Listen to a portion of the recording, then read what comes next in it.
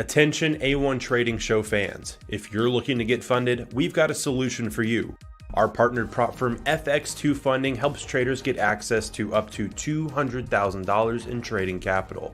FX2 Funding is not your average prop firm. We've chosen them as our partner because of their fair examination rules, their professional and available customer service, and they have an outstanding reputation in the prop firm space. Here's a quick look at their evaluation process. First, they don't have a time limit on their evaluations. That means that you can take your time when passing your evaluation. There's no pressure to rush your trading. Second, there is only one phase to pass in their evaluation before getting access to your funded account. Also, their evaluation fees are fairly priced and fully refundable upon passing. Once you're funded, you'll be able to % of your trading profits. Finally, a rule we know swing traders will love, you can hold your positions over the weekend. For a limited time, get 15% off any of their account challenges with promo code A1Trading15. That's 15% off any account challenge with code A1Trading15. If you're ready to get funded, we're dropping a link in the chat right now, and you can also find it in the description down below. So go ahead and get signed up today for 15% off with promo code A1Trading15. Now, back to the show. Hey everybody, welcome back to the live stream here. Just ahead of PPI numbers, we've got some charting to do to get ready for this event. Thank you for joining me, of course. For those of you who are new to the stream, this is basically a segment that we do Monday through Friday. We cover what's going on in the markets. We talk currencies, we talk gold, we talk indices, and we trade them all. So today we're going to be taking a look a lot at the dollar as we have PPI numbers following yesterday's CPI numbers. Today should be a market moving event as we've already got some volatility here coming in from whatever the ECB is up to. Now, if you don't know what the ECB is, that is the European Central Bank. And we'll pull up Forex Factory and see what's going on. Well, we had a surprise on the euro here today. The refinancing rate actually came out higher than what was expected. So the interest rates were raised. Forecast was for the euro or the European Central Bank to actually just do a hold. They actually rose interest rates. This is a huge market mover. Now, why is it to the downside? That to me is unsure. We're going to have to get some more clarification there. It is perhaps something that was also said or something that came with it. Again, we've got the policy statement, right? Inflation continues to decline, but this is still expected to remain too high for too long.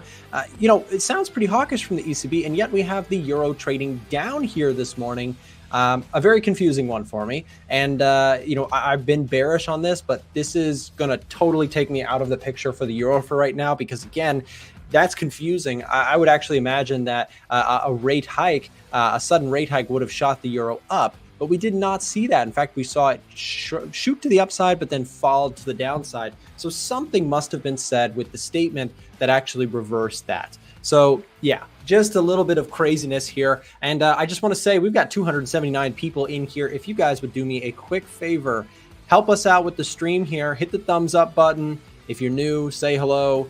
Let's get us some chart setups going here. Look at this euro really just ripping to the downside and probably causing a stir across the board. Let's see if it's carried over to the dollar index. The dollar index shooting up here this morning, and we've got some moves on the indices as well. Indices actually making a bit of a push, which is very, very strange to me. So again, some murky waters here as we get into the setup. Yeah, very confusing. Yeah, Vincent, I'm with you. It is a confusing start to the day. Again, it's actually been a theme this week. CPI was confusing. Usually I would say 9 times out of 10, when news comes out, the reaction makes a lot of sense to people who understand fundamentals. But this week has been a bit confusing to me, I'll admit. Anyways, we're going to talk about setups here. We're going to talk about what's going on with gold. Is there a possible short in the waters here for gold? I'll tell you guys where I'm at with gold. I am actually looking to get short. I officially have a sell signal from the EDGEFINDER. And so that is going to get me into some potential shorts on the gold side of things. If you guys don't know the EDGEFINDER, it is the tool that I use to help me find the trades that I use or that I trade. I head over to the top setups page, and this is our algorithm, which automatically generates biases and signals based on all of the different components that we look at: inflation studies, interest rates, unemployment, GDP, trend, seasonality, retail sentiment, and COT. It really helps me take the fundamentals and automatically incorporate them into the technicals. Many traders pay only attention to the technicals. And, I do think technicals are certainly important, but I also very much think it is very key to understand what is going on fundamentally to drive prices one way or the other. So if you're looking at gold with me here, guys, today, I am looking for a possible pullback off of the 4-hour chart. It's not quite pressing, but again, guys, PPI is right around the corner. Volatility is likely to be high, and there could be some movement here coming into the event. They revised their inflation forecast down. Thank you, Mo Hansman. Thank you very much for that. Maybe that's why. Revised their inflation forecast down. So yeah, that could be something. Now that makes sense. So in this monetary policy statement, if they make a statement that says actually our inflation measurements were off and there is a decline in inflation coming, that would be very bearish for the euro, right? So euro, if that is in fact the case, that could be very interesting. CPI reaction yesterday was atypical, maybe because insiders had the heads up about the ECB rate change and used it to take things lower preemptively. Benjamin, possibly. Again, we are on the outside, so we don't know what is going on in those ivory towers up there, but it's very possible. Who knows, right? It's an interesting speculation, Benjamin. I will give you that. So pound USD, let's take a look at it. Somebody requested pound dollar. Quick look at the pound. Pound is hovering down at the bottom of these lows. I am bearish on the pound and looking for a breakout. So if we do get some breaks, today might be the day we actually get some setups finally. I've been very much on the sidelines. I am looking for shorts on gold. I'm looking for, I'm pretty flat on the indices right now. I don't really love anything on the indices at this time. I am also bullish oil if we can get a pullback, but I've been saying that for a minute now, and I'm missing a lot of opportunities, obviously. I was looking for this 50% retracement. We didn't quite get there. So we just missed that 50% retracement, which, that's no fun, but it certainly does happen. I know Frank caught a gold short, which is looking phenomenal right now. So congrats to Frank. He shared his trade alert. If you guys don't know Frank, he comes on the podcast, the show here very often. And if you're not already aware, we do share all of our trades inside of our Discord channel, which this is what it looks like. We share breakdowns, explanations. It's not just a copy paste signal service. It is we explain why we're doing it. Basically, it's our trading journal. If that's something you'd be interested in, you can also find information on our website, or you can direct message us on our website. We'll drop a link in the chat here for anybody who would like to do so. If you'd like to message us about the Discord, you can do so now. People could be essentially after the ECB rate hike. I'm not sure what you mean by that. AUD USD, please. Let's look at it. Quick look at AUD USD. See what's going on with the Australian dollar here. Actually making a bit of a push up. And again, guys, we have to be very careful. If you're watching USD pairs, be very, very careful here. We are right about to go into news. I'm not going to take any trades right before news, but I am very much interested in several setups here. So stick around with me. Today might actually be a day where I can finally get some entries. I've been frustrated a little bit recently. I've been vocal about this. Sometimes you just don't find trades, and it can be frustrating. Despite me doing this for years, I still want to be able to get to the desk and find trades. And when I can't, it's frustrating. So doesn't change what I'm going to do on the action side, but it's okay to admit that something is annoying you, right? So I've been frustrated waiting for trade setups, but just trying to stay patient and looking for some setups. Again, USD JPY, I am pretty bullish if we can get a breakout, right? So a big break above would be interesting. That might take a minute to set up, but it is something I'm watching out for. If we wanted to get aggressive, maybe a breakout of this structure high where we wicked off the top, that could be very interesting. But let's go back to gold for a second. I know a lot of traders probably paying attention to gold. Let's do kind of a day trader's edition of gold here today. If you're somebody watching gold, if you're just purely a technical person for a second, let's talk about this. We have resistance here. We have also resistance in this area. This is a sort of a day trader's setup. And honestly, I'm kind of bummed I missed this because this looks really great now. I was bearish on the gold market this morning, right? I mentioned that the edge finder is giving us that nice bearish reading. Anytime the edge finder is giving me a bearish or bullish reading, I take that into consideration before placing a trade. So I do like gold here today on the short side if I can find a proper setup. I might get that, guys, on PPI numbers, which come out in just about 4 minutes to go here. We've got actually just 3 minutes to go here. Core PPI, retail sales, unemployment claims. It's about to be an action-packed next few minutes here, guys, as the market is likely to move pretty significantly off of all of this stuff. Again, gold is sinking lower.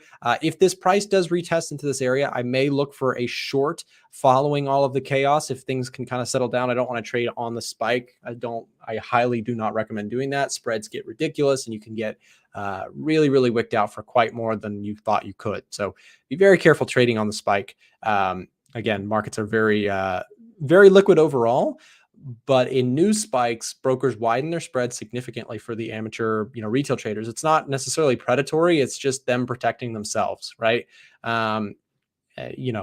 Yeah, people love to just kind of make brokers out to be evil and that sort of thing. But if you're trading on a very regulated broker, like what I trade with, which is Webull and Oanda, those are both US regulated entities.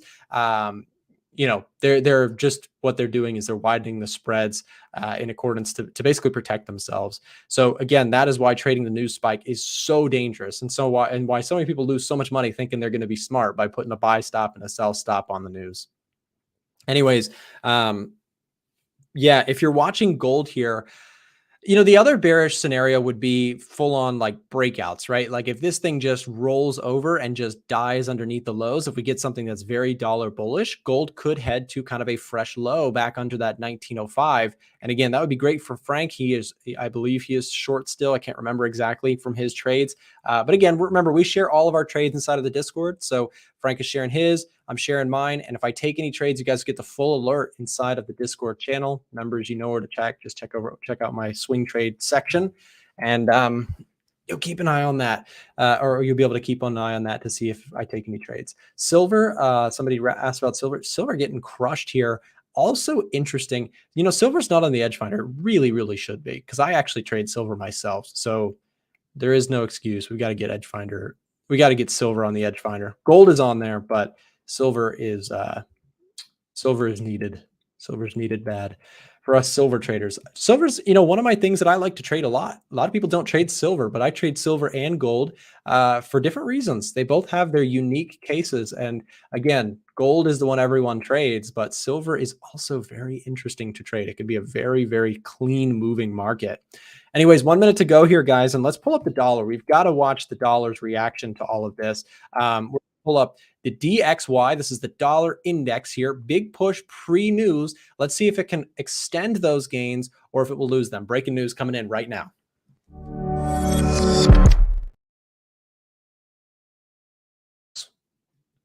All the numbers dropping right now. We should see some volatility here pick up. And there it goes. 8 o'clock rolling around and shooting up is the dollar. Look at this push, you guys. Look at that.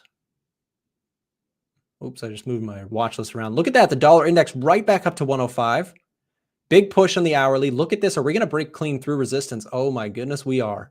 Something's happening. Let's take a look at the numbers. Oh my goodness, guys. That is a lot of green. That is a lot of green, and we've got a clear push on the dollar here. This is, let's do a quick rundown. Unemployment claims, better than lower than expected. That would actually be kind of cooling for the dollar, but it's about flat. Retail sales, much higher than expected, showing a strong retail consumption there. PPI, much higher than expected. Core retail, much higher than expected. Core PPI month over month also staying flat. That is a bullish dollar report. And look at that push. Again, most of the time, people love to dismiss news as, oh, it does a random thing. No, this is a clearly bullish report, and it makes a lot of sense if you understand the fundamentals. That's going to shoot the euro straight through the lows. Let's see there. Look at that push, guys. And this is a sell setup for me. If we get a pullback, I'm all into, not, I should say that very carefully. I'm not all in. I'm all interested. I'm very interested in a pullback setup here on the euro. Look at this. That's a crushing shoot to the downside. Gold probably taking a beating as well. And there it goes through the lows, guys. 1905 trading or breaking out, now trading at 1902.7. Just knocking on the door of that 1900 level, guys. That is quite substantial. What's happening to the indices? Are they taking? Yep, they're taking a beating as well. The S&P down here. The Dow reversing some of its gains here early morning during the London session. And again, silver getting shot down back down to 22.5. Gold, again, real big push to the downside.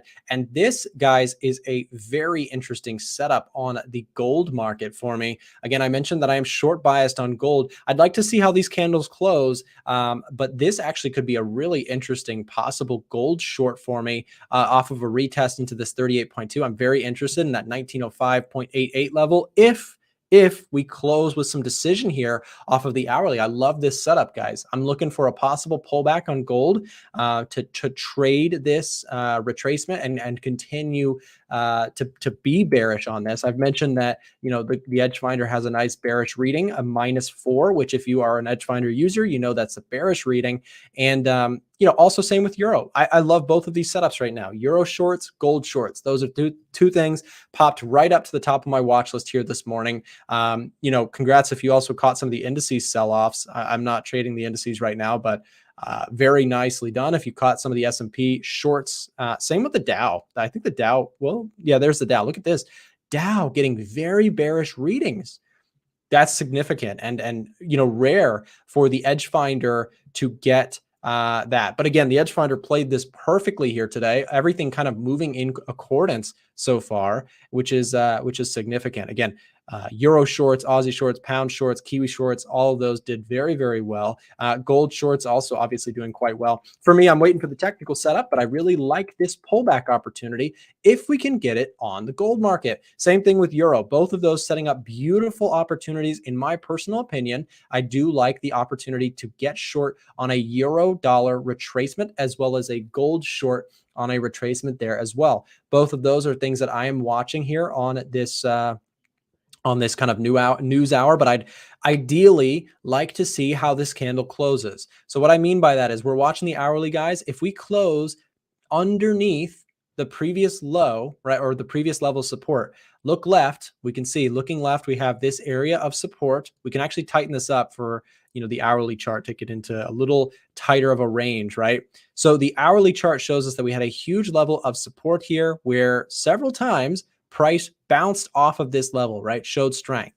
Price rallied, but then here on the news, very decisively bullish news here this morning. Again, if you understand fundamentals, this news was not confusing to you. This is incredibly dollar bullish in the short term here, with PPI being red hot. That is the producer price index. That is up the supply chain. Think about when you go to the store and you get a loaf of bread, up the supply chain to get that bread to your pantry, there's a whole supply chain.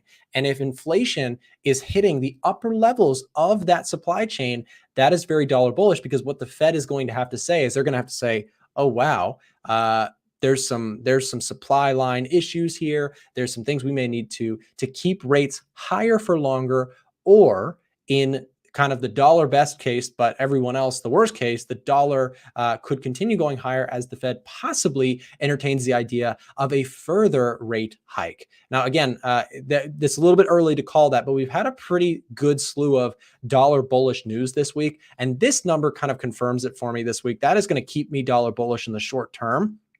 And again, that dollar bullishness means for me, possible shorts on gold. It means shorts on the euro dollar. These are setups that are very clear to me now. And, you know, although I don't have any setups like right now, I have a clear directional bias now. I have a clear setup that I really like. And, you know, I'm liking the euro and I'm liking gold here on the short side. So, yeah.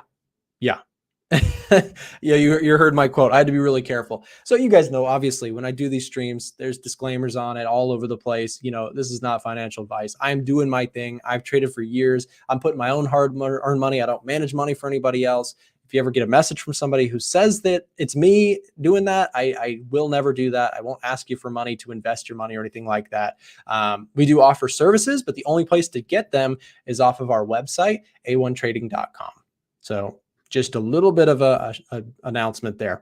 How can I get the Edge Finder? If you'd like access to the Edge Finder, we'll drop a link in the chat right now where you can actually send a direct message to someone on my staff who is equipped with the training and the tools to get you a copy of the Edge Finder. It is not free. I'll tell you right now, we have worked way too hard to put this out into the world for free. We have spent I've mentioned this many times, so I'll keep saying it. We've invested several hundreds of thousands of dollars into the team and development of this tool. And so if you're interested and you're serious, please message us. We are looking for serious traders only. We don't want people who are like, they're looking for like a lazy way to make instant money. If you're serious about your trading and you're looking for some extra data to help find better trading setups, this is the tool for you. It again has hit it very, very well this week. It's been bullish on oil. It's been bearish on gold. It's been bearish on the pound, the Aussie, the euro, and the Kiwi, all against the dollar. It's been incredible. I'd also like to see silver on the Edge Finder. It's often correlating with gold. Yeah, Vincent, I'm with you. I want to get silver on there. We have a plate loaded full of stuff with Edge Finder updates. You guys, I can't talk about it. It's a secret. We've got something coming really, really exciting for the Edge Finder. I really can't give any hints on it. We've worked way too hard to spill the beans, but it's coming. Some very cool stuff is coming. We have, again, a team full of people that are working on improving it. Myself and Frank are working heavy on the algorithm side to actually improve the scoring mechanisms every day to help us find better setups. I mean, we have a vested interest. I mentioned this yesterday. I have Frank and we use this to place trades on our own hard-earned money. Of course, this is something that we use in tandem with our own analysis and due diligence, but we use this tool to help ourselves find opportunities, to look for things, to get insights. So we have a vested interest in making it an accurate and powerful tool for ourselves, but of course to everyone else who is using it as well. Again, like I said, if you want a copy, send us a message. This thing has been on fire. The Edge Finder has called out some of these incredible moves recently, and all these pullback opportunities for me are opportunities to enter. I don't have any trades on right now, so I'm missing out a little bit, but congrats to people who did catch this. I know a lot of people in the group, Frank included.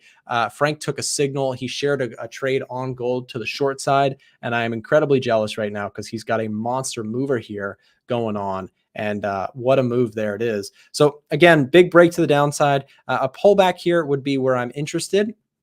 And until then, I'm going to try and just be patient. USD JPY probably flying high. There it goes. I mentioned a breakout could be interesting on this one. The NASDAQ erasing some gains. The S&P erasing some gains. I mentioned, let's see, the euro. Euro, same thing. I do like a pullback on the euro as well. And look at this, catching a little bit of a bounce, probably due to some of the ECB side. So yeah, we'll see. Very interested to see how that goes. I'm interested in the Edge Finder. If you are interested in the Edge Finder, please message us on our website. We have some staff members who can help you out to get a copy of the tool and to give you some pricing options and different things that we offer. We do have different features and different pricing options available. So if that is something that you're interested in, you can message us to get more details. I think we're still waiting on a couple people to get into the office. We're early today due to the news stream, but we will get to you as soon as we possibly can. So just message us, be patient on the website, and somebody will help you out with getting access to the tool. Can it send webhook alerts? David, no comment. Stay tuned. Anyways, let's see in terms of the euro, how much further do we need it to pull back? Again, I like this 38.2. I like this pullback opportunity. If we can get it up into this area, will I short it outright? Maybe. I really do like this. I mean, the Edge Finder has a nice confirmation. We have data here out today from the US that was incredibly dollar bullish. And I do like possibly looking at a setup like this. Let's talk trade idea here for a second. Where do I want to put, if I was to get short on this euro move? What am I thinking? Well, let's say this. Well, I probably would not want it to start breaking back too much into this range, right? We stuck in this range for a while. I don't really want it to just go back into that range. So if it does kind of erase more than, let's say like a 50% retracement of this move, I'm probably not interested anymore. But we could also leave this 61.8%. So you know what? I think actually the stop loss being right around here, probably fine. I mean, I may tighten up my entry just a bit. So like something like this. So I got my fibs drawn from swing high to swing low. This one single candle is my entire fib. And a pullback into that 38.2% might be interesting on the short side for me on the euro. If we can get just a little bit of a squeeze higher up into that area, I may get the opportunity to join that euro move. So that's something personally I will look out for. Let's see what else. Gold. And again, same thing with gold. I like the pullback to 38.2, a little bit further away, but probably like this. Now, you guys know, if you watch my streams, if you watch my content, you know I do not use a strict take profit to exit my trade. I like to trail my stop. Nothing against strict take profits. I just personally really prefer to let the market tell me when it's time to get out rather than trying to, I guess, put a point that I think the market will turn around. I don't like to do that as much as just letting the market move the way it wants to. So again, we are looking at euro pullbacks and we are looking at gold pullbacks. Those two things, top of my watch list right now, to see if we can get something going there. 38.2, 1905 stop loss. Let's see, is the stop loss good there? Let me take a look.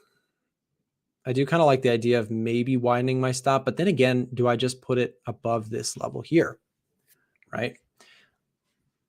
See, I don't like the idea of putting that stop loss that wide. Let me think on gold. So again, price retracing up into this zone is ideally where I'd be entering, but then I have to think stop loss placement. Where do I want to go? Well, here's what I do know. What I do know is, again, going with my strategy as always, if it's been into like a level of consolidation like this, I really do not want to see, if it retests, I don't want to see it like really go back into consolidation. So I don't think I would put a stop loss all the way up here, because again, that would nullify my idea, which is basically, again, I want to see price come back and I want to see price continue. And if it does not continue, if it starts chopping around, I don't want to see it go all the way. Obviously, I don't want it to see even go here, but I definitely do not want to see it go here. So stop loss placement, this is again why stop loss placement is really important. I think probably just the above the middle point here, that's going to be fine for me in terms of a stop loss. However, that's still a 200 pip risk, but you guys know I'm not like a scalper day trader like that. This is probably closer to a day trade, but that's probably where I'd be comfortable with that risk. Guys, we're going to bring in Miko and Marco. I'd love to get their help in terms of what is going on the technical side here. Before we do that, we're just going to thank our sponsors and let a quick ad roll run from them. Don't go anywhere. We're going to bring in Miko and Marco and talk technical setups that are happening now in just a moment with them. Stay tuned, coming in right after this. Attention A1 Trading Show fans, if you're interested in getting free access to the EDGEFINDER or our premium trade alerts, listen up. For a limited time, our show's partnered broker 8cap is giving out free access to our products when you sign up for a new trading account with them. If you already have a broker, you may want to consider switching to 8cap because of their low trading costs, a wide range of trading assets, and their amazing customer support. If you'd like to get access to our software and Discord server for free, click the link being dropped in the chat right now and ask one of our team members for more information. Don't miss your chance for free products and an award-winning broker. Now back to the A1 Trading Show. All right, everybody. We're back with Miko and Marco for Technical Thursdays. What's going on, guys? Hello. Nothing much. How's Canada, Nick? Oh man, it was great. It was like the perfect weather. It was, I think it was probably kind of similar to maybe Miko, the UK, because yeah. it was, I was speaking with some people from the UK at that time, and they were like, it's very similar weather. It was like the last few weeks were nice. And I was like, oh, that's really cool. So it was beautiful. Lots of hiking, lots of biking. It's one of those trips. I personally love trips where I can like get some exercise in the morning and then like, get dinner and like have wine in the night. So it was perfect. Yeah. But thank you for asking. Good to have both of you guys back on the show. And I want to jump right in because things are moving quite a bit here today. The dollar index got real strong off of the news that we had, PPI being hotter than expected. Do you guys have any setups? We'll go, I guess, to Marco first and give you the floor for a second. And we would Sure. hear from you. So for me personally, I'm looking at EU and I'm looking at EJ as well. So price action for me was very flat, very range bound. But right now, these news candles, especially these big news candles, can really spark some trends. So there are two scenarios that can happen in the next few hours. We can either range around right here, and then I would wait for a breakout, or we can start a nice trend in the next, let's say, 2 to 3 hours to the upside or to a downside. Doesn't really matter. And then I would be very interested to take a trade.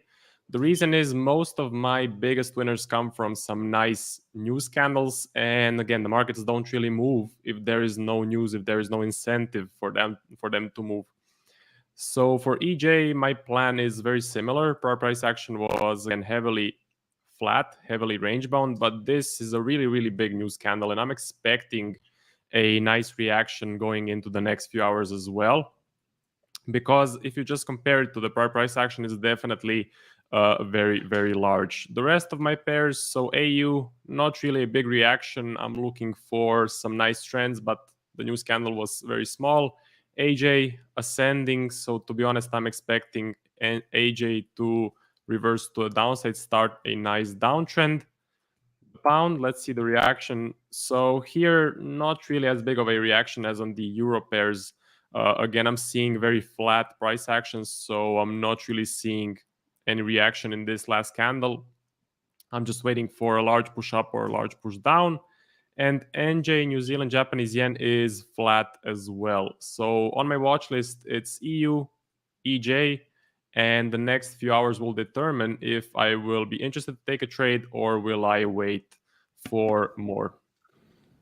Fair enough. Yeah, no, I think we oftentimes we fall into this position, guys, where, Technical Thursdays just happens to fall shortly after a major news event. It may also be thanks to our producers who line up these shows right after major news events so that there is more interest. But but no, it is a valid question that we often discuss. Following a major news event, you get these big moves and you have options. Are you going to jump in on that same hourly candle? Are you going to wait to see how it closes? Are you going to, stick to certain currency pairs? Do you like dollar crosses? Do you like yen crosses? So lots of options here today. I want to just give the floor over to Miko as well. Miko, anything pressing for you? Any setups or trades that you're in? Yeah, so I'm actually currently in a Euro CAD position at the moment. Hopped into some shorts yesterday. Yeah, yesterday. Ooh, So nice. yeah, it's doing not too bad. We had some Euro news just before dollar, so that helped me out, and then dollar helped me out as well. But yeah, just missed my final target into the low, so I'm going to hold this trade. My stop loss is currently at break even, so whatever happens, it's either going to be price going to hit my final target, or it's going to come out and take me at break even. But let's hope that momentum can continue. Other than the Euro CAD position, I'm quite liking the dollar pairs. DXY, I'm pretty bullish on. I think DXY still got some more room to the upside. I'm looking at that resistance up there. So I do think from a DXY perspective, there's more strength in the dollar to be had to get back to those swing highs, which means like Euro USD, Pound USD, I think there could be good sells there. But in particular, I'm really liking AUSD and NZD USD. But at the moment, they're kind of just ranging. So if I can get some breakouts of these lows, I'm keen for some sells underneath it. AUSD, I think we can get back to these lows at 0.62 or just underneath 0.62. So if we can clear the downside of this support level, then I'll be keen for some pullbacks and some retests and so on and so forth. Same thing with NZD USD as well. This one, again, kind of moving sideways. So I haven't really been looking to trade it, but from a higher time frame perspective, shorts look good longer term, and similar to Aussie dollar, I'm looking for us to return to the swing low. So again, similar kind of setup, waiting for us to commit to the downside if we will, and then yeah, looking for some shorts and retest, and trying to short. But I'm quite focused on the dollar pairs. But Euro USD, I need this one to kind of push a little bit deeper for me to be interested. Staying with pound a little bit too choppy, but I quite like Aussie and New Zealand dollar going down. Very cool. Yeah, no, I I like the way that you did that, Miko, where you zoomed out on those Kiwi and the Australian dollar pairs, and you looked at like the higher time frames just to see where can this thing really go, right? Because of course, market pays close attention to structure, and if you have like a daily chart level or weekly chart level where price may seem like it's wanting to get to where its next natural step is to extend to, those can create some excellent kind of overall biases to a certain direction based on kind of what's going on. So I really like that. Also, we had some comments in the chat, people showing some love in the chat. Nick always providing fantastic. I appreciate that. And I just want to say, thanks to Miko, Marco, James, Chandler, all of the people involved here that kind of put the show together. We are able to do this on a consistent basis. If you guys are enjoying the stream, do me a quick favor, hit the thumbs up button if you have not already. Also subscribe to the A1 Trading or Trader Nick channel, wherever you're watching. And make sure to go show some love to our guests, Miko and Marco. They both have their own YouTube channels that are linked in the chat right now, thanks to the producers.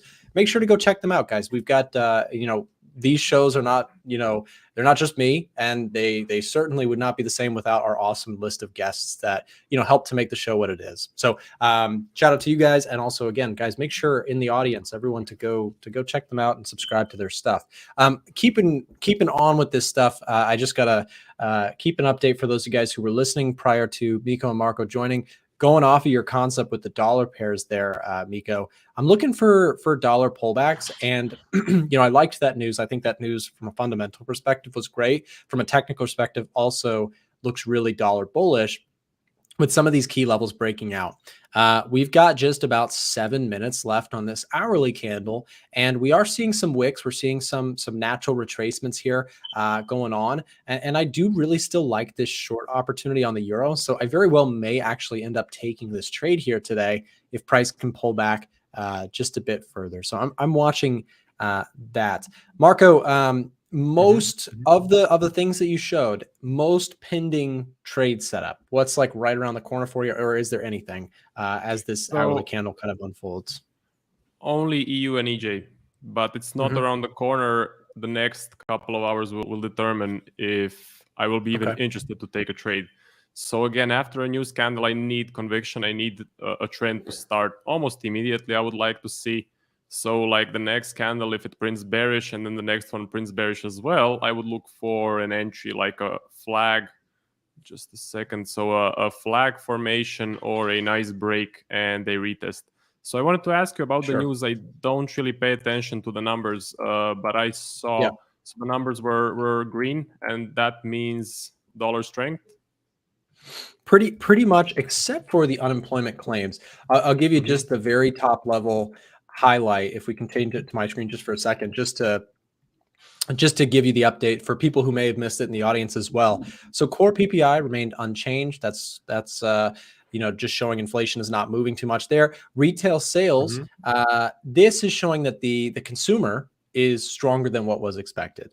That by its very nature is inflationary, right? If everybody's going out and spending, that's going to cause inflation to spike a little bit.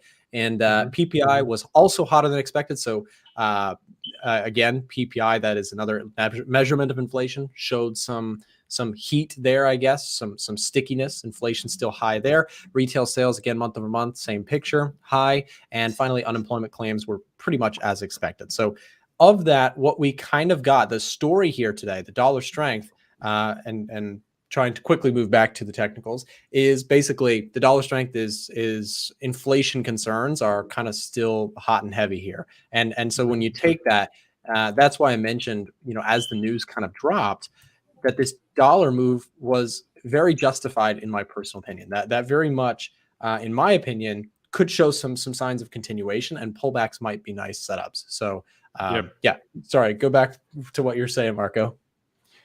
So do you think this will spark a trend? Usually when you see these types of, let's say this is a really big candle, right? So in your experience, do you usually see a trend after it, or does it really depend on some other factors as well? Well, the thing is, and the most frustrating thing, admittedly, as a fundamental trader, is that fundamentals are never the exact same. That's the most difficult thing about fundamentals, is that the narrative is always changing compared to technicals, where you see a setup and again, I trade technicals as well, so I'm very familiar. We see a setup that happens over and over in the markets. And yes, the world has changed, but the technical setup looks very, very similar. There are similar scenarios to that in fundamentals. So hot inflation, I would say on the day, could drive some dollar strength. Now, is that a certainty? Just like any setup or idea, there's not a guarantee, but I would say there's a, in my opinion and my experience trading fundamentals, there's a good chance that today we see dollar strength overall more so than we see dollar weakness on the day. Is that a guarantee? No, but I would say that that was a nice, what they call catalyst, right? Like a day trader catalyst. This is not necessarily like a full blown next month, but a day trader's catalyst is, so yeah. Like some small trends, 1 day, 2 day trends. Yeah, that's exactly what I'm looking for as well. Yeah, no, that's awesome. So Marco, this big move, obviously you mentioned waiting a couple candles, the euro possibly setting up. What would a trade setup actually look like for you here? So for me, a trade setup would look something like, so let's say this ranges around for a couple of hours, but then I want to see some more bearish or bullish candles. And I don't want to get in just on the first breakout candle. I want to see the breakout continue as well. And then I would use one of my 2 entry patterns. So either a flag, simple, very simple flag on the 1 hour chart, or a break and the retest. What does that look like? Well, a small pullback, break of the low and the retest of that low. And then I get in right here with a 12 pip stop loss. So I just want to see momentum continue, not just continue, but also give me consecutive candles as well. That would be the best case scenario. And that's something I back tested. So I found that before all of my big winning trades, there was usually one nice large news candle somewhere in the price action. And then I saw exactly what I need to see in order for that trade to be a winner most of the time. And most of the time, I need to see price action start to trend very, very soon after the news candle. If price just ranges around for 1, 2, 3 days, usually any move that happens after that is a simple fake out and the price just retraces back into the range. That's why I say the time is super critical for me now. And the next few hours will determine if there will be a setup for me or will I just sit on my hands for the next week or so. Sure. Yeah, no, and that's a great explanation. It's that's the thing is we bring people on as guests because there's different people in the audience who might way more relate to what you just said there, Marco, than me, who, I might take a trade and it might still be the candle movement. So again, different takes, different perspectives. Just depends what your style is. Miko, back to you in terms of same question, I guess, most pressing. Obviously, you have the EuroCAD trade, which congrats on that. That's an awesome trade. Anything else pressing? And take your time on this because I am also punching into trade order as we speak. So okay. Yeah. So I have a interest in CAD-Gen as well. The reason why I'm not so keen to take it is because I'm shorting EuroCAD. So it's kind of the same boat, and oil's been flying to the upside for the past few days as well, and it's still flying at the moment as well. So I think CAD does still have some room to the upside in terms of its strength. Therefore, CAD-Yen, and also I'm quite still overly bullish on the yen pairs. Looking at the daily, the weekly, the monthly chart, we're still seeing big bullish candles on these higher time frames. So from a bigger perspective, the bigger picture, I still do expect yen pairs to keep fighting to the upside until something big happens in terms of breaking structure, which hasn't happened yet. So for CAD-Yen, I'm still looking for us to come back and test that resistance and probably break it as well. If the trend's going to continue, expect higher highs in trends and then higher lows. So there's a good chance that price probably will end up breaking through 109,500 as well. But for me, I'm just looking at a simple trade. You can get a nice pullback, retest some structure. I'll be looking for a push back into resistance there. So with CAD-Yen, you can see the higher lows being printed here, and I'm just looking for the next one to happen. Right now, we're quite bullish, so I'm not really trying to buy up here. I would like to see a bigger pullback first. I do like this prior resistance over here. Possibly could see a retest of that. Get the next high low, maybe some nice entry patterns in here, and then look for push into 109,500. So I really do like CAD-Yen, but it does It does require quite a lot of retracement, which may or may not happen. We may just keep pushing to the upside. It necessarily have to retrace, but it would be nice if we did. So I'm going to keep an eye on 108-200, and then I'll be looking for my longs there. Other yen pairs are a little bit all over the place. Euro yen big push. Of course, we had that euro weakness. So euro yen, I'll see what we do at this support level. Dollar yen, I'm still quite bullish on. NZJPY is kind of sideways still. Aussie yen a little bit sideways still.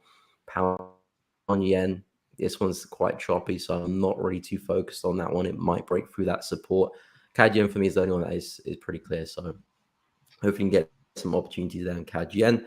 But for me, I'll just be managing my Euro CAD trade probably till the end of the week. It's had a nice 4H candle close there, almost at the final take profit.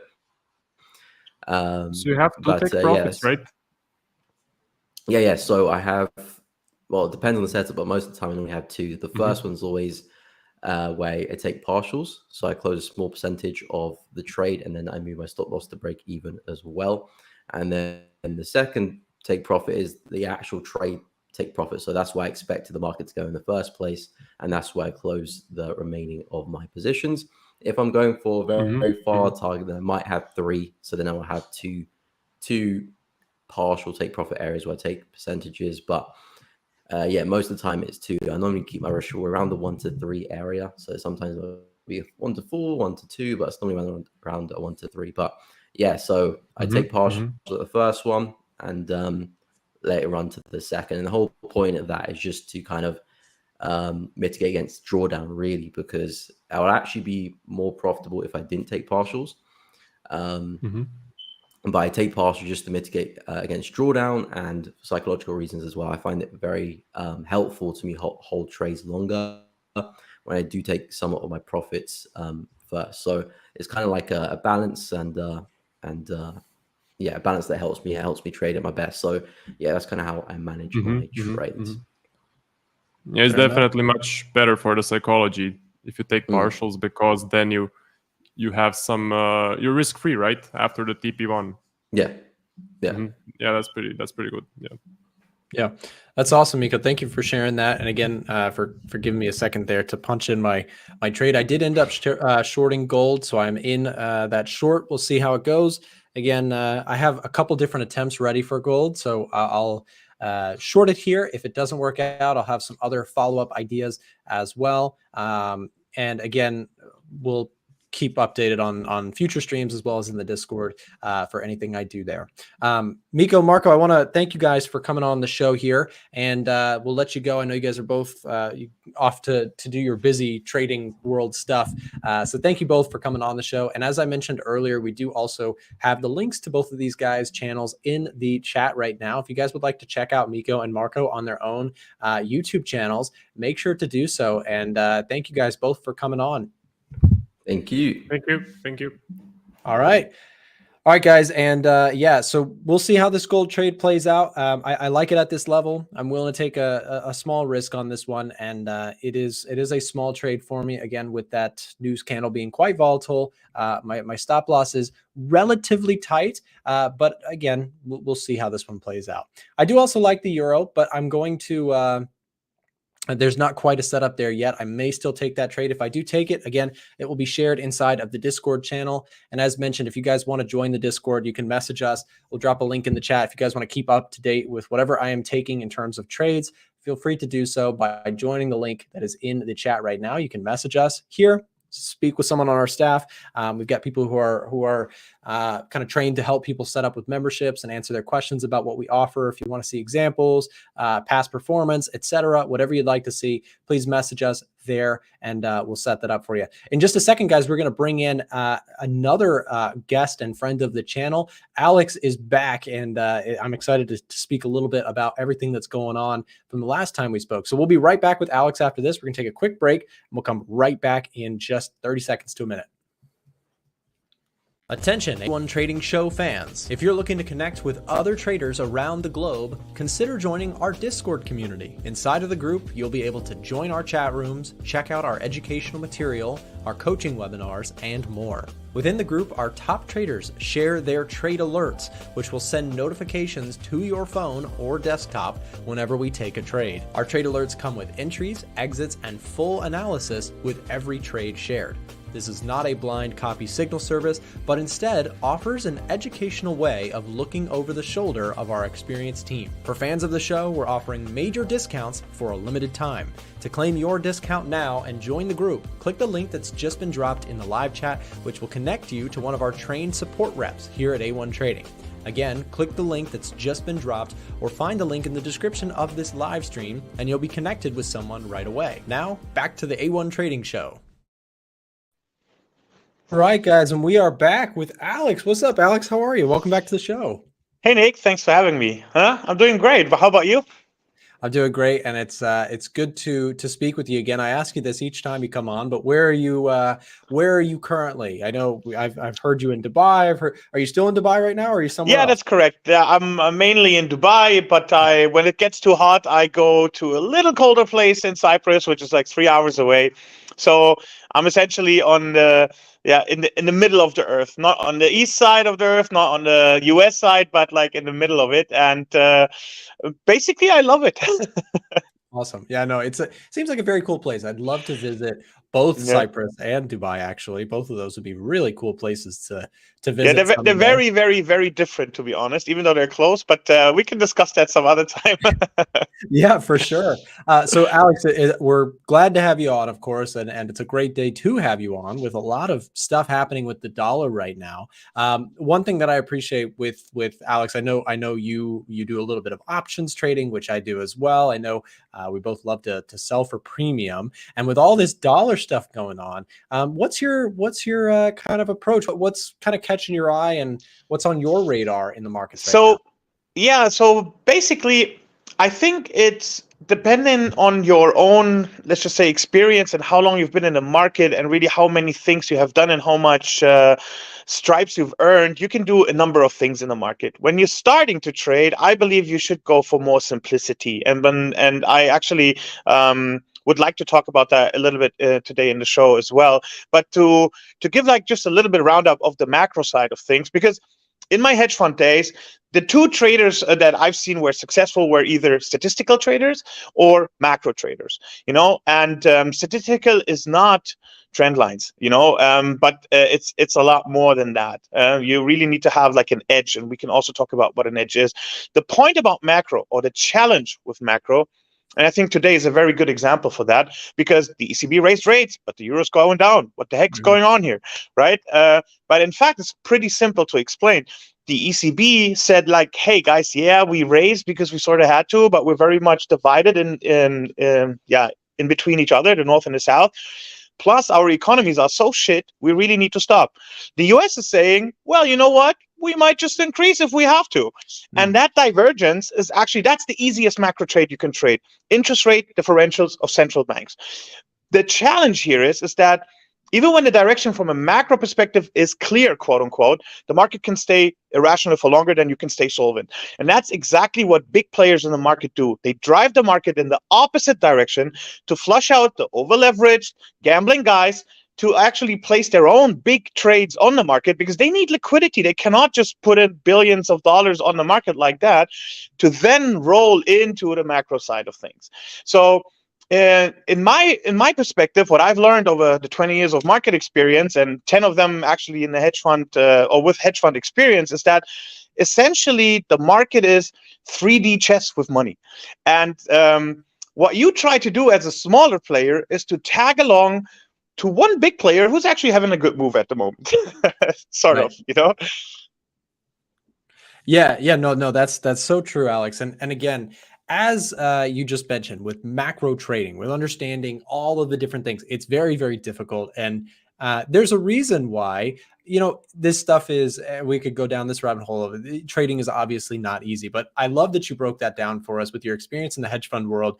I've found that just from my own experience, I haven't been in the hedge fund world, but just in my experience speaking with so many traders, it is usually one of the two. It's the super quants, the super statistical people that either make money, or it's like you said, it's the fundamental people who just really understand it, but not just are analysts, but actually know how to apply it in a trading manner.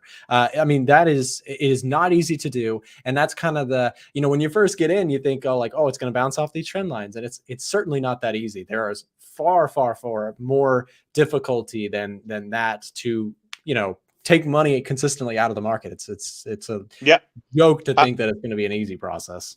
100%. At the end of the day, if you want to make money in a market, you need to have an edge. And I think a lot of people don't really understand what edge means.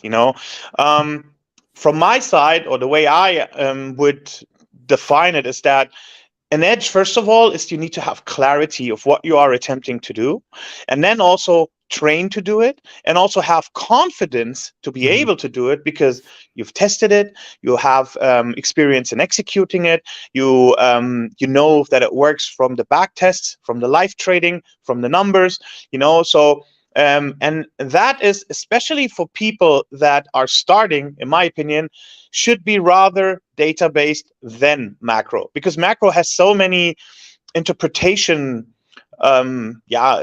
pitfalls, let's just call them, that really data is much easier to grasp, first of all, because statistical means that, okay, if I'm looking for a certain pattern within a certain trade session in a certain pair, with other certain combinations, that I actually can find a statistical validity to that is happening more often than not, and then I can also objectively describe it, because that's the next big question. If you cannot describe what you're doing, you don't really know, and there's only a matter of time before you're going to get punched in the face, really. So that's why it needs also to be, in my opinion, mechanical, and the most important underlooked thing, executable. Most people they try to do strategies they actually cannot do. If you are a scalper, quote unquote, all you do is you junkie in front of the screen and click like a monkey until you're fatigued. And well, at least most of the people, not the one. There are some that can do it, but even the ones that trade extremely short term, they trade liquidity, price, mispricing of quotes and these kind of stuff, and that's all algorithmic, in my opinion at least. And so the problem really is that if you try to do strategy that you cannot do, you work on a job, you go to school, university, all these things, because that's what normal people do, and nothing about that is wrong or bad. Right. Then you should try to trade a strategy or come up with a strategy that actually fits that framework, right? And I think that's many people actually completely ignore that. Yeah, no, you're so right. And again, we could go to, that's another angle, is how difficult just scalping in general it is. You're not only fighting how difficult it is to derive an edge or to build an edge out of the markets, but you're also just fighting the uphill battle of broker costs like crazy. So very, very difficult way to trade, in my personal opinion. I've said that several times as well. I think people don't know that, in fact, I think it's about 60 or even 70% of total losing P&L is from trading costs. So people completely underestimate how much trading costs cut into profitability or the lack of it. Yeah, no, you're so right. It's very, very important to know, if you could take less trades, you will basically be saving yourself some money in terms of trading costs. Now, of course, you want to take trades that fit an edge, and then if they're worth it, then you take the trade. But yeah, no, it's very, very true. So I guess, Alex, in terms of what is going on in today's world, tell us a little bit, I guess, about what your outlook is, or at least what your where you're positioning currently. Essentially, I think right now we are dealing with a situation that is quite difficult to see through, because there's so many things coexisting that couldn't or shouldn't. Whether it's high bond yields with actually a good job market still, at least officially. You have still a high stock market, extreme valuations. You have still an AI hype. I mean, just Tesla the other day, because of their supercomputer, just ran through the roof. So there's so many things that, from a macro perspective or fundamental perspective, are are hazy, I would say. And that's why I personally have stepped away from macro trades at this point in time, and I'm going purely statistical, purely trading things that have that currently really very well work in in this environment. Because, for example, you're short on gold. I'm actually long today. Funny enough. So what? No, it's all good. What's your idea behind, or what's, I guess, run us through why? Yeah, sure.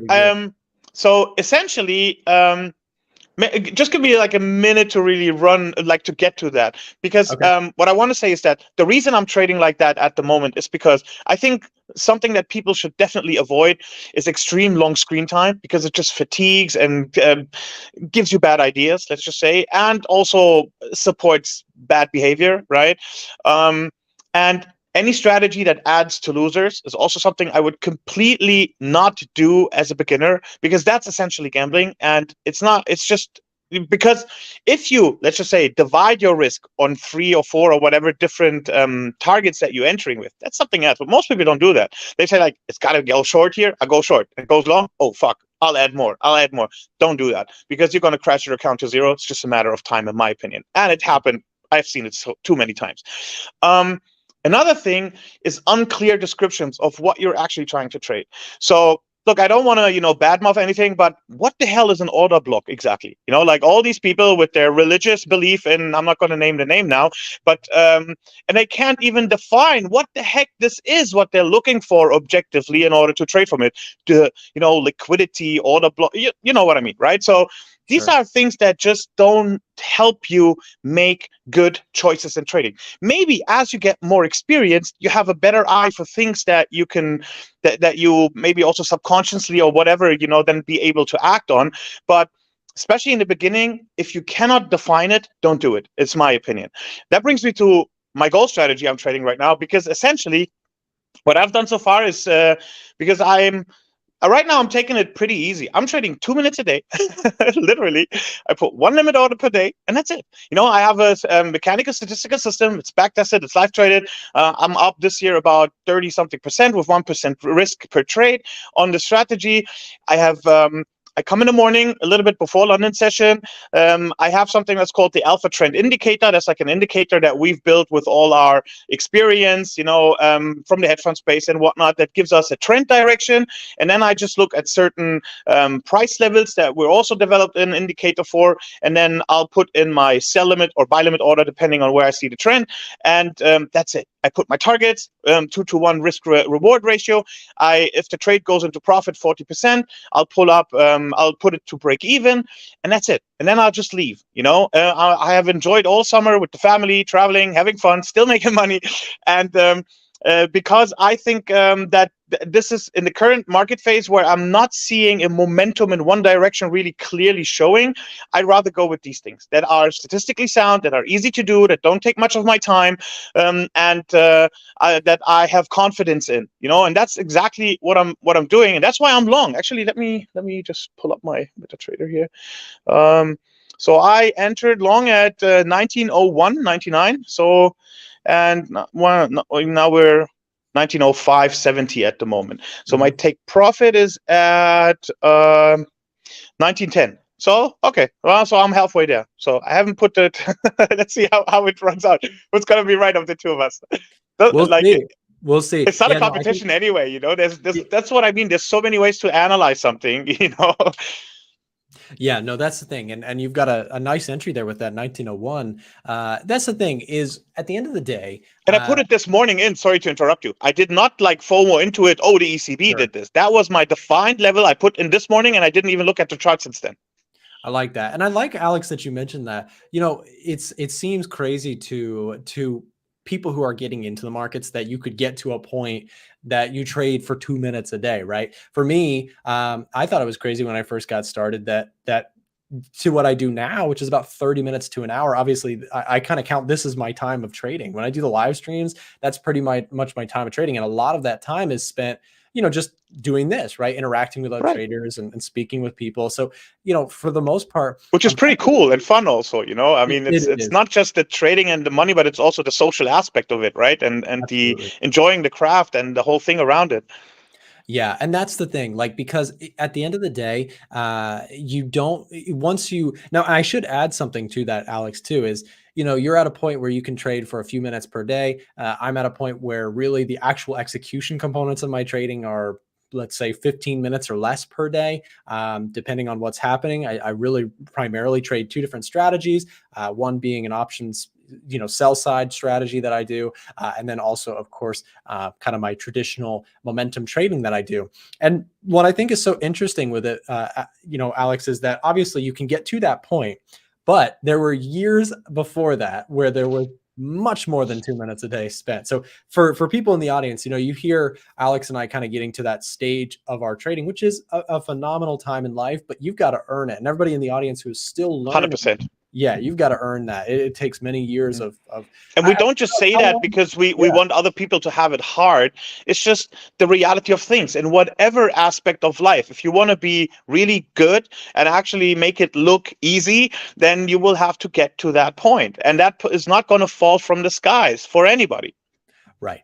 Exactly. And I guess, Alex, I want to ask you too, in terms of your process of getting to that stage in your trading where you're trading for just a few minutes a day, which congratulations on that. That's amazing. What did it take? how many years are you into your trading journey?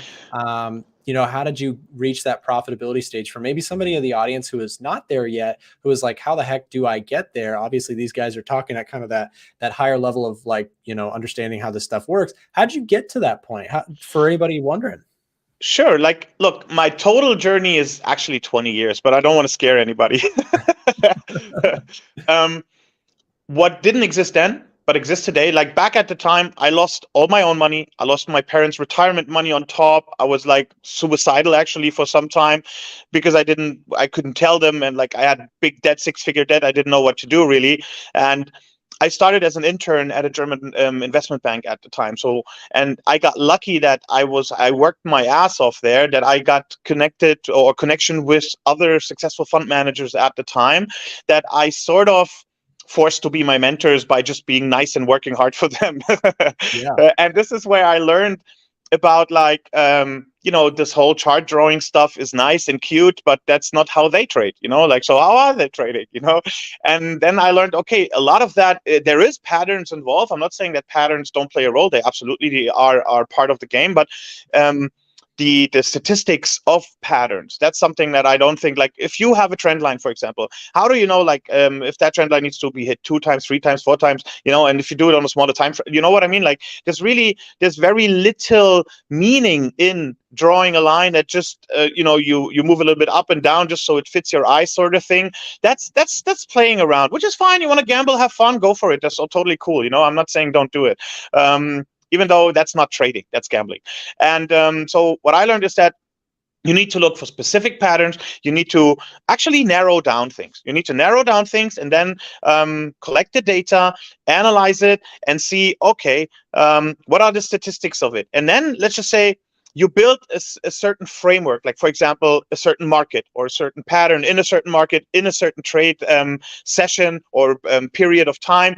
And then you go ahead and you backtest that. And I say like, okay, and now there's some good phases, there's some bad phases in there. What's actually causing the bad phases here? What would happen if I would, work on my trade management? What if I would, go off an ATR instead of just immediately enter? And, like you start to combine other tools in your toolbox with a statistically sound foundation, and then you actually have a much higher chance of actually coming to something that works. And in fact, I've even though like I stopped my mentoring a few years ago, what I did recently now is reopening that, teaching that process. Because so many people kept asking me about it, and then to really explain to people, how do you build a strategy? What are the building blocks of a strategy? How do you get to that point? And that's what I'm saying. Like, you guys today have a massive advantage to catch up on all this stuff. I would say, and I don't want to like scare anybody again, but you can be quite profitable in a year's time with your own strategy that you develop, actually. Yeah, no, and again, of course, with the catalyst of tremendous work like you've put in and myself have put in to get to that stage where, and I guess also one thing I also like to add with that, Alex, is that, the gap between what people think highly profitable traders are versus what they are not is also really big. A lot of times people think that like once you get to that point where you are a profitable trader, that you just start printing it like an ATM.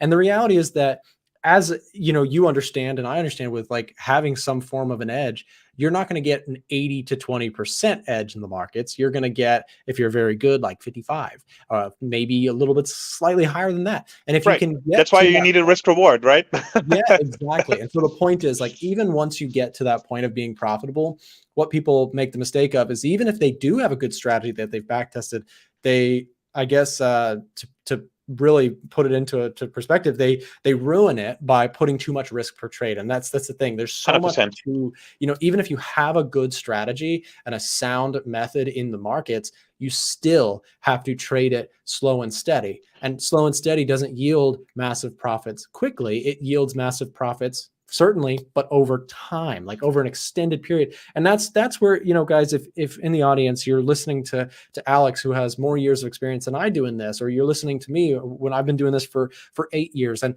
the point is, you're hearing it from people who are real traders. These are not Lambo lifestyle people. These are people who are doing it every day and taking it very seriously. And this is the real stuff. Again, Alex, I want to throw it back to you in just a second, but I just want to say, you know, to everybody in the audience, these are the sorts of people that you really should learn something from. Alex, you mentioned that you have some sort of mentorship component. What's the best way, Alex, for people to find you, to reach out to you if they are interested in speaking with you or learning more from you?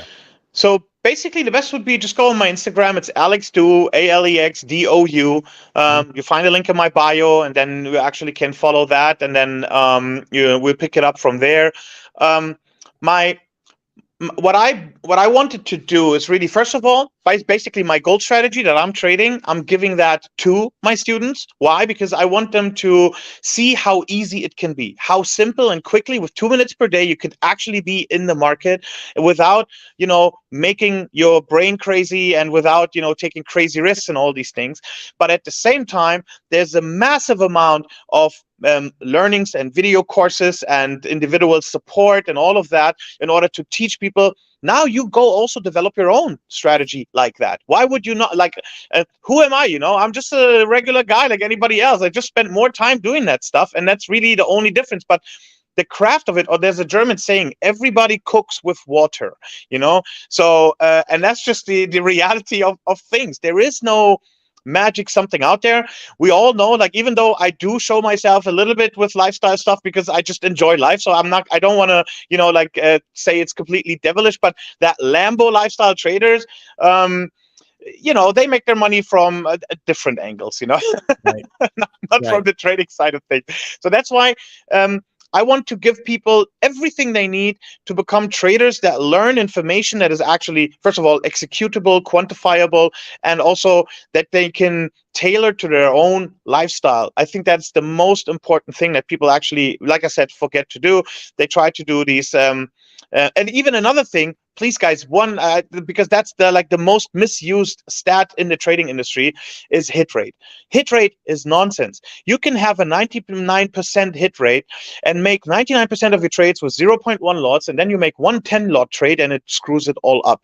You know, then you had a 99% hit rate, but you still have a margin call. You know, really, hit rate needs to come with risk reward per trade, and it needs to be consistent, and only then it gives you any information about the quality of the strategy, you know. Right. But again, maybe I'm getting too technical here, but just because these Lambo guys, when they throw with numbers, it's usually hit rate, and it cracks me up, to be honest. Yeah, no, I mean, Alex, again, you can tell a lot of people in the audience are very impressed with just hearing from you, and I'm very glad that we were able to do this. I know you messaged me on Instagram. The producer was like, "Oh yeah, let's get Alex back on." So I'm glad that we made this happen, and I hope that we can do it again, maybe sooner this time. Yeah, absolutely. Well, again, thank you very much for having me on. I enjoy these conversations. And like I said, whatever topic maybe people are interested in that we could, because I I'm a guy who look, I'm German, I like to prepare myself, and I can come prepared, and I can really, we can make this a certain thing that people want to talk about or hear about or whatever, and then we could even make this more focused. But at the end of the day, whatever you guys want, I'm just a message away. Absolutely. Yeah. Please, guys, make sure to go follow Alex. I've got him on my Instagram. So if you guys don't have him on yours, make sure to go follow him on Instagram, send him a message, show him some love, thank him for coming on the show. Thank you so much. We do really appreciate you coming on. And Alex, have a wonderful rest of your day. And maybe we'll see you back soon. Let's see whose trade's going to play out. Let's message afterwards. Let's do it. All right. We'll see. That's fun, though, right? Okay. Yeah. Thank you so much. Bye-bye. See you, Alex. Have a good one. All right, guys. Yeah, no, wonderful to have Alex back on the show, guys. And we've had him on before, and every time he has come on, he's come on a couple times over the years, which is crazy to say, but over the years, we've had him on to the show a couple different times, and he's a remarkable guy, super, level of energy. I'll say this, guys. I don't know if I'll have that level of energy after 20 years in the markets. I've still got it after 8, but it's fallen fat. I'm just kidding. I have a high level of energy as well, but Alex might have me beat. What do you guys think? Who's got more energy, Alex or me? I don't know. I think Alex might have me beat. If I'm being honest, he's got so much energy, and I'm here for it, because, the thing is, guys, when you're watching somebody who has energy like that, what I appreciate is that's somebody who has so much passion for this topic, similar to myself. And very cool. Yeah. I'm happy to see it. Gold is still going on here. This stop loss was just barely missed. Actually, this stop loss on the TradingView side was not quite here, but let me see if I can show you on the trade side. I'm still in my gold short here on my Webull platform. You can see here's my gold position. So we are up a whopping $50. It was a really small trade, to be honest. So I may actually look for an opportunity to add. If I can get a chance to add, I would like to add a little bit more size. The reason I kept it small on the gold short side was this reason alone. It was basically because it was very wicky. The markets were moving like crazy during this news candle. And so I started with a small sized position, and I am willing to actually potentially add to this gold if it does actually now come back. I love this wick rejection that we had, so I may add a little bit more. The other thing, and this is just a real world thing as a streamer, as a content creator, I'm live streaming obviously right now, so it's hard for me to actually truly pay 100% attention to my trade as well as to my to the streaming that I'm doing, because obviously I'm like presenting while trying to trade. So I sometimes will take a smaller size on stream and potentially look to add afterwards. But again, if you guys are members inside of the Discord, you will see all of the updates there. I am keeping it going here. Here is the trade that I shared. EDGEFINDER has a nice bearish reading again, and Alex has his own. He mentioned that he's got a long trade open. What I love about that is that sometimes one trader can be long, one trader can be short, and believe it or not, both traders can actually be profitable. So here's the thing. He mentioned he had a 1901 trade, which is a phenomenal entry. And, I shorted it up into this area. And what's cool is that you can basically see that price, even if it comes down here, he's still in profit. And while I am still in very slight profit. So we have different trades, but we also might have different time frames that we're trading, right? Something else to think about as well. So anyways, guys, that's going to wrap up the stream. I am pretty exhausted after all that. Again, Alex might have me beat on the energy side, as well as our two guests before that. It's been a full stream. If you guys enjoy this work that we put on to put these shows out here to try and help traders learn for free, do me a quick favor. Subscribe to the channel if you're new, wherever you are watching it, A1 Trading or my channel, Trader Nick. We're streaming to 2 different places right now. And I'm going to pass out. So thank you guys for watching. Have a wonderful rest of your day, and we'll see you back next time. Have a great day. Thanks again for watching today's show. Our goal at A1 Trading is to continue to share free value to our audience through daily videos and articles, keeping you up to date with the latest market coverage. If you enjoy our content, make sure to subscribe for more. And if you create a new trading account with ACAP, you can get tools like the EDGEFINDER completely for free. Check the link in the description for more information. From all of us at A1 Trading, have a great day, and we'll see you next time.